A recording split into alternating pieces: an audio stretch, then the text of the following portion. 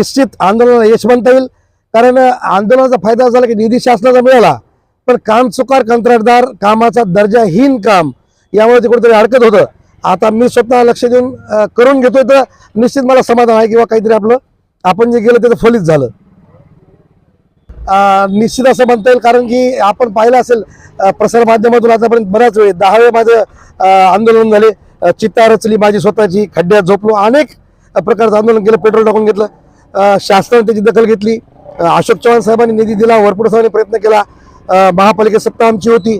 दुर्दैव असं आहे की 2.5 वर्षाचा कालखंड लोटला. 2.5 वर्ष का गेले याचा शोध फक्त कंत्राटदार निष्क्रिय असल्यामुळे हे काम लांबत गेलं. वास्तविक पैसा शासनाचा आहे, फक्त करून घ्यायचं आहे. माझी सगळ्या माझ्यासारख्या नगरसेवकांना विनंती आहे की आपण सगळ्यांनी रस्त्यावर यावं. आणि सगळ्यात महत्त्वाचं, राजकारणी म्हणजे लोकप्रतिनिधीने स्वतःचा स्वार्थ थोडा जर बाजूला ठेवला तर कामाचा दर्जा हा निश्चित चांगला होऊ शकतो, असं मला स्वतःला खात्री आहे.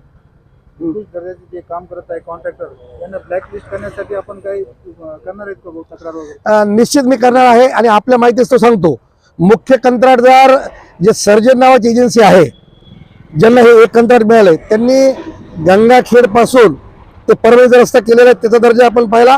शहरातले कामं त्याच्या नावावर, पण त्यांनी सबमिट केलेले कॉन्ट्रॅक्ट घेतलेत जे कंत्राटदार ऑलरेडी महापालिकेच्या काळ्या यादीमध्ये आहेत.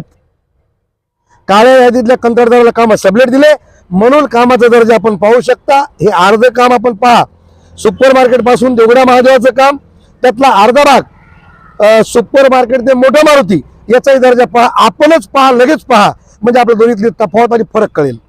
आमदार खासदार या कामाकडे दुर्लक्ष करत आहे असं वाटतंय का आपल्याला? मला असं वाटतं की याच्यामध्ये कुठेतरी हितसंबंध सगळ्यांचे जुटलेत. माननीय आमदार महोदय आणि खासदार साहेब आणि नगरसेवक, आता माझं तर 4 आणि प्रभाग असल्यामुळे मी आहे, इतर नगरसेवक शांत काय. म्हणजे ज्यावेळी एखादा लोकप्रतिनिधी शांत बसतो तर त्याला काहीतरी हितसंबंध, आर्थिक हितसंबंध असू शकतात, अशी माझी वैयक्तिक असं माझं मत आहे. जागरूक नागरिकांना काय आवाहन करणार?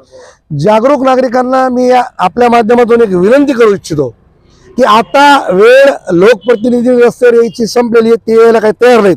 आता जनतेने रस्त्यावर यायला पाहिजे आणि आपल्या हातात ते काम करून घेतलं पाहिजे. आणि समोर उभं राहून जर जनतेने काम करून घेतलं तर निश्चित मला असं वाटतं की कंत्राटदार किंवा कुठलाही कंत्राटदार जगातला किती मोठा असेल तरी त्याचं काही चालणार नाही. कामाचा दर्जा द्यावाच लागेल. थँक्यू.